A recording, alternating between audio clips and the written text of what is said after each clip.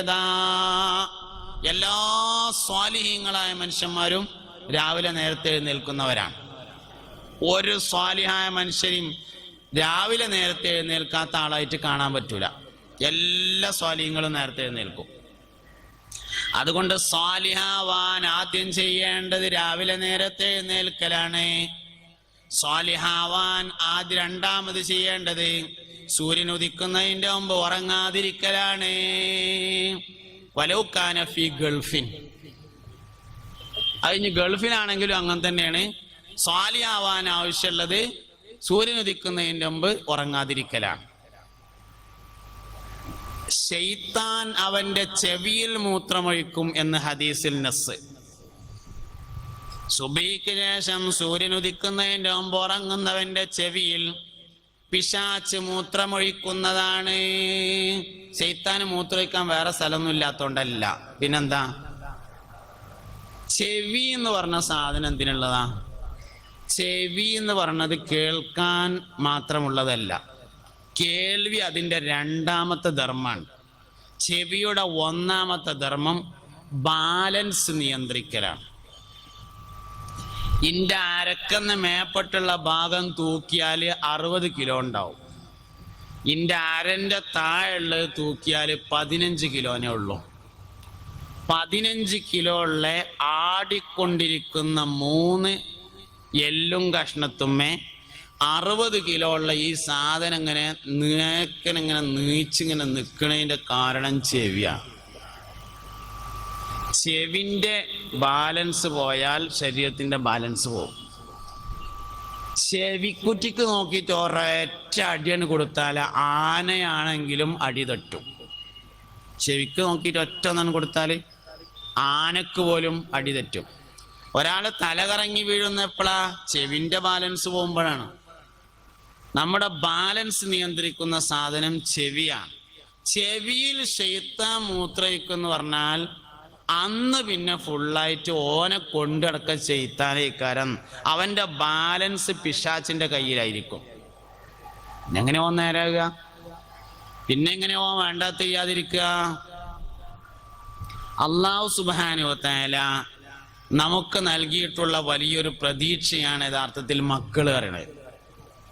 നമുക്ക് നൽകിയിട്ടുള്ള വലിയൊരു പ്രതീക്ഷയാണ് മക്കള്. മക്കള് നന്നാവണം എന്ന് ആഗ്രഹിക്കാത്ത ആരും അള്ളാന്റെ ദുനിയാവിൽ ഉണ്ടാവില്ല. ആഗ്രഹിക്കാത്ത ആരും ഉണ്ടാവില്ല. എല്ലാവരും ആഗ്രഹിക്കും മക്കൾ നന്നാവണം. പക്ഷേ മക്കള് നന്നാവാൻ ആവശ്യമായ കാര്യങ്ങളൊന്നും നമ്മൾ പലപ്പോഴും ചെയ്യാറില്ല.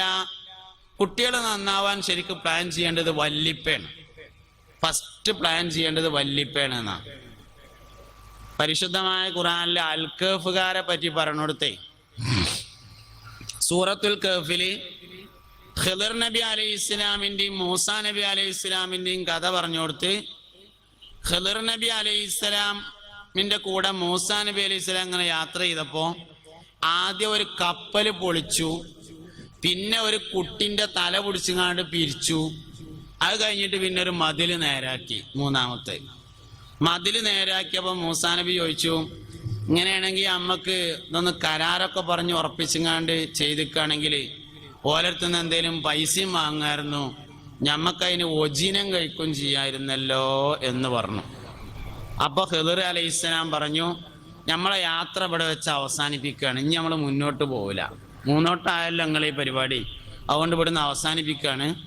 നടന്ന സംഭവങ്ങളൊക്കെ ഞങ്ങൾക്ക് പറഞ്ഞു തരാമെന്ന് പറഞ്ഞ് കപ്പല് പൊളിച്ചതിന്റെ രഹസ്യം പറഞ്ഞ്, കുട്ടിന്റെ തല പിടിച്ച് പിരിച്ചതിന്റെ രഹസ്യം പറഞ്ഞ്, മതില് നേരാക്കി വെച്ച് പറഞ്ഞുകൊടുത്ത് പറഞ്ഞ്, ഓലെ വാപ്പ ഒരു നല്ല മനുഷ്യനായിരുന്നു. വക്കാന അബൂഹുമാ സ്വാലിഹ